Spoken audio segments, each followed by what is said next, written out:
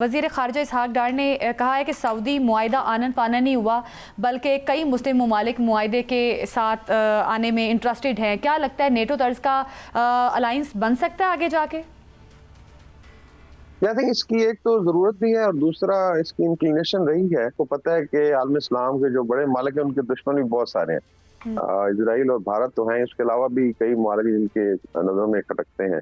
तो अभी I think जब मिडिल ईस्ट की जो सिचुएशंस में एक tectonic shift I, I think last time भी हमने बात की थी कि उसमें स्पेशली अगर आप देखें ये 4 महीने बड़े इवेंट खुल रहे हैं। पाकिस्तान भारत का क्लैश है, उसके बाद ईरान पे हमला है, उन्होंने जवाब दिया, और फिर कतर पे। तो अगर आप गौर से देखें तो एक सीक्वेंसिंग है इसमें कि मुस्लिम मालिक को काउंट डाउन किया जाए, जो भी थोड़ी बहुत मिलिट्री पावर रखते हैं मिडिल लेवल के जो मालिक हैं उनको इतना अंडरमाइन कर देंगे, फिर आगे सर न उठाए। तो उस लिहाज से आई थिंक ये बातचीत ऑलरेडी चल रही थी। और सऊदी पाकिस्तान पैक्ट जो है इसकी एक अपनी हिस्टोरिकल बैकग्राउंड भी है, एक लेगेसी है हमारी। और उसमें हमेशा सऊदी अरेबिया पाकिस्तान ने कोऑपरेट किया। पाकिस्तान ने डिफेंस के मामले में सऊदी अरेबिया को बड़ी एश्योरेंसेस भी दी हुई है। तो ये बड़ा खुशाइंद है आई थिंक जो वज़ीर ख़ारिजा का और नायब वज़ीर आज़म का स्टेटमेंट है। और आई एम श्योर इसमें अभी आप देखेंगे ग्रेजुअली कि गल्फ के बाकी ममालिक हैं इंशाल्लाह वो भी इस अम्ब्रेला के नीचे आएंगे, और इसी में आई थिंक सबकी बेहतरी भी है। इवन आई थिंक ईरान ने भी हिंट किया है शायद कि वो भी इस इत्तेहाद का हिस्सा बने। तो ये आई थिंक बहुत बड़ा डेवलपमेंट होगी। जो लोग सेक्टेरियन बुनियादों पे इस्लाम मुस्लिम वाले को डिवाइड करके फायदा उठाते थे, आई थिंक उनके लिए बहुत बड़ा धचका होगा। और सबसे ज्यादा डिस्कशन अभी भारत में हो रही है, डिस्पाइट के इनका रिटोरिक डेली आप देखें धमकियां चल रही है, लेकिन वो बहुत सख्त परेशान है कि किस तरीके से जो है पाकिस्तान की स्पेस बढ़ी है। मेरे ख्याल में बे ऑफ बंगाल से लेके मेडिटेरेनियन तक, और इसमें पूरा वेस्ट एशिया है, टर्की है, इसमें पाकिस्तान का इन्फ्लुएंस बहुत ग्रो किया है। अच्छा ब्रिगेडियर साहब, ये फरमाइएगा कि वज़ीर ख़ारिजा ने यह भी कहा है कि गज़ा मुआहिदा के लिए ट्रंप के जो 20 पॉइंट हैं उनमें तब्दीली आ गई है। एक तो ये फरमाइएगा कि क्या नेतन्याहू के कहने पे प्रेसिडेंट ट्रंप ने वो सारा मुसवदा तब्दील कर दिया, या आपको इसके पीछे क्या नजर आता है? जी आई थिंक जो फलस्तीन का मसला जो है ओवरऑल उसको देख लेते हैं, बिकॉज गजा को अगर हम आइसोलेट करेंगे तो फिर ये तो जिस तरह मसला कश्मीर एग्जैक्टली इतना ही पुराना है। अभी आप देखें 1948 से ये ऑक्यूपेशन चल रही है और इसमें फलस्तीनी की अपनी स्ट्रगल है। पहले आपको याद होगा अरब रियासतें जो है डायरेक्टली इन्वॉल्व रही हैं वॉर में।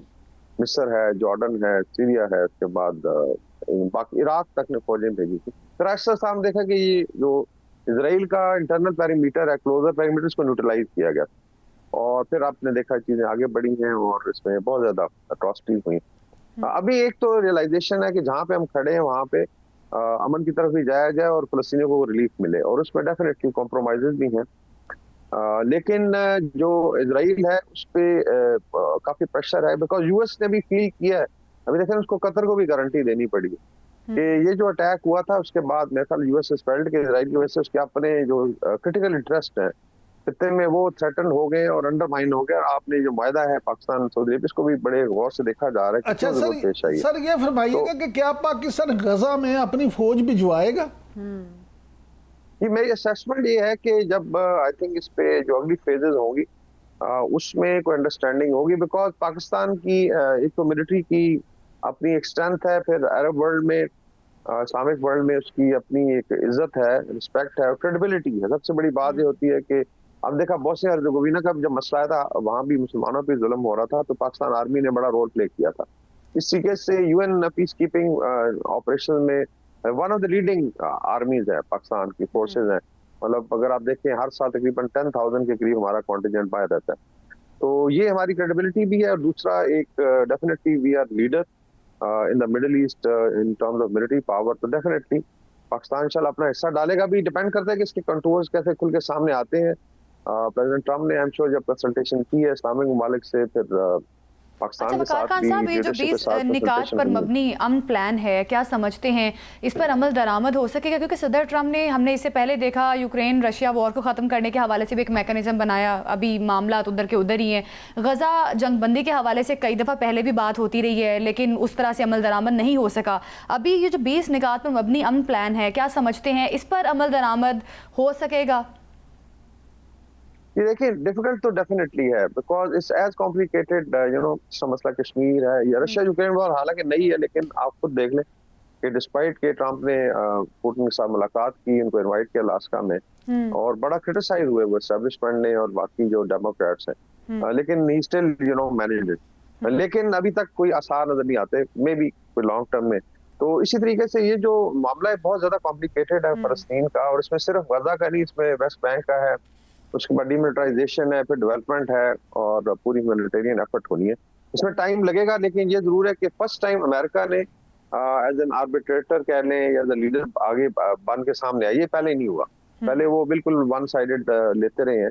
डेफिनेटली इसमें इजराइल को भी रिलीफ देने की बातचीत होगी, उसकी भी सियासी जो पोजीशन है उसको भी आई एम श्योर वो मद्देनजर रखेंगे। लेकिन अभी इतना ज्यादा प्रेशर है, चोटेला का मसला हो या बाकी चीजें हैं। लेकिन ब्रिगेडियर साहब, हमास ने तो कह दिया कि आजाद फलस्तीनी रियासत के क्याम तक वो हथियार नहीं डालेंगे। ये यही है, ये मैं कह रहा हूँ कि जो स्टांस है दोनों साइडों का, तो जब आप डिमिलिटराइजेशन की बात करते हैं, अगर इजरायली फोर्सेस ने निकलना है तो फिर साफ ज़ाहिर है हमास को भी डेफिनेटली वहां से या मे भी आप कह लें कि किसी हद तक उनका सुसू कम किया जाएगा, तब ये चीजें आगे हो सकती हैं। लेकिन स्टांस अभी देख लें इतना हार्ड है, तो इन फोर्सेस को अलहदा करने में या हटाने में बड़ा टाइम लगेगा। लेकिन मेरे ख्याल में भी जो कंसल्टेशन हुई थी इस्लामिक ममालिक के साथ, प्रेसिडेंट ट्रंप की जो बड़े करता ममालिक हैं उसमें ये चीजें डिस्कस हुई होंगी। क्योंकि ये कॉम्प्लिकेटेड इशू है ना, ये ब्लैक एंड व्हाइट में हो सकता है, ना ये आप कहें कि with in let's say days या मंथ की बात है, इसमें साल भी लग सकते हैं। लेकिन हो सकता है कि इसकी शुरुआत हो, फिर आहिस्ता आहिस्ता चीजें उस तरफ जाएं। अगर आप पीछे चले जाएं, यासर अराफात और जो इज़ाक राबिन का मायदा हुआ था, आपको याद होगा, उसमें भी देखें दोनों को बाद में इज़ाक राबिन को असैसिनेट कर दिया था जो ज़ायनिस्ट थे, और यासर अराफात भी फिर इसी तरीके से फौत हो गए और वो he couldn't actually solve it. और ये 1990s की बात है, तो आप देख लें 25 साल इस चीज को भी हो गए। अच्छा सर, तो इसी तरीके से ये कॉम्प्लिकेटेड मसाइल हैं, लेकिन उम्मीद करनी चाहिए कि जो बिगनिंग है इसमें डेफिनेटली नाउ वी वांट कि फलस्तीनियों को रिलीफ मिले। बच्चों की शादियां हो रही हैं, जेनोसाइड हो रहा है। ब्रिगेडियर साहब, ये जो सूरत हाल है इस वक्त, आप देखें कि फ्लोटिला को देख लें कि तमाम कश्तियों पे कब्जा कर लिया, लोगों को गिरफ्तार कर दिया। तो जब इसराइल ये भी बर्दाश्त नहीं कर रहा तो रिलीफ पे कैसे आएगा? और ये इस हवाले से आप क्या कहेंगे इस सारे इशू पे? ये बिल्कुल फ्लोटिला वाला बिल्कुल आप सही कह रहे हैं, क्योंकि इजराइल को ये खतरा था कि अगर ये नजदीक आते हैं और ये लोग लैंड कर जाते हैं तो फिर साफ है वहां से चीजें खबरें निकलेंगी, एक्सपोज हो जाएंगी। गजा का तो आपको पता है 6 हिरोशिमा बॉम्ब्स के बराबर ऑर्डिनेंस डिलीवर किए जाते, 6 या 7, आप कैलकुलेट करें इन टर्म्स ऑफ किलोटन, मिसमार कर दिया गया है, और इजराइल तो इसको अब्जॉर्ब नहीं कर सकता। लेकिन ये मौका उसके लिए अच्छा था कि ये अलाउ करते ह्यूमैनिटेरियन और कम से कम कोई गुड विल। लेकिन जायनिस्ट जो है हम देख लें, चाहे मोदी हो नेतन्याहू, ये अपनी पॉलिसी से पीछे हटने वाले नहीं है। It has to be a political pressure. हाँ, ये जरूर सजेशन होगी कि इस्लामिक वर्ल्ड अभी जो है अगर मिलिटरी नहीं तो डिप्लोमेटिकली तो करे ना, कट ऑफ करें, इकोनॉमिकली कट ऑफ करें, इतना प्रेशर डालेंगे। इस्लामिक वर्ल्ड को यकीनी तौर पर अपनी पोजीशन को स्ट्रांग करना चाहिए। वकार साहब, आपसे एक और चीज़ पर कमेंट चाहेंगे। सदर आसिफ अली जरदारी का दौरा है चीन, जिसमें मुतादिद फाइटर जेट्स पर ब्रीफिंग दी गई है, इवन J-35, J-20, J-10 और JF-17 के बारे में बताया गया है। इन ब्रीफिंग्स को आप क्या समझते हैं? पाक चीन दिफाई ताबुन में फ़रोख्त के तनाजुर में देखा जाए तो आपकी क्या राय है? ये पाकिस्तान ने हमेशा बैलेंसिंग की है अपने रिलेशनशिप में, क्योंकि कई यार दोस्त जो है खामखा इस पे सवाल उठाते हैं कि लेट्स से अगर आप अमेरिका के साथ अपना रिलेशन बेहतर कर रहे हैं तो it is not at the cost of it. That's why जो प्रेसिडेंट का और बड़ा तवील दौरा था, आई थिंक इसमें मिलिट्री इंस्टॉलेशन भी थी, बाकी जगहों पे भी गए हैं, और साथ आई थिंक बिलावल साहब भी थे, उनकी बेटी भी थी। तो ये चाइना का इतना होस्ट करना, और ये भी भारत में बहुत ज्यादा डिस्कस हुआ है। बाकी प्रेसिडेंट जो है कमांडर इन चीफ है आर्म फोर्सेस के, तो उस हैसियत से देखा जाए अगर मिलिट्री इंस्टॉलेशन का विजिट करते हैं या नए वेपन सिस्टम को, तो साफ जाहिर है उसके अंदर डेफिनेटली जो नेक्स्ट पाकिस्तान की पोजीशन होनी है वो चीजें भी आई एम श्योर इसमें डिस्कस हुई होंगी। और उम्मीद है कि पाकिस्तान को जो लेटेस्ट वेपन सिस्टम है चाइना से, जो इस वक्त दुनिया के one of the best weapon system tested है, वो मिलेंगे। अच्छा, हाँ आई थिंक ये सक्सेसफुल दौरा था। हाँ साहब, ये कहा जा रहा है, ने प्रूव किया है कि चाइना के साथ। हाँ साहब, ये भी कहा जा रहा है, ये खबरें आ रही हैं कि प्रेसिडेंट जरदारी को बगैर पायलट के जो उड़ने वाला जंगी तैयारा है उस पर भी ब्रीफिंग दी गई है, और पाकिस्तान को वो बगैर पायलट के उड़ने वाला तैयारा भी मिलने की तवक्को है। जी, चाइना तो हमेशा आई थिंक ऑफर की है।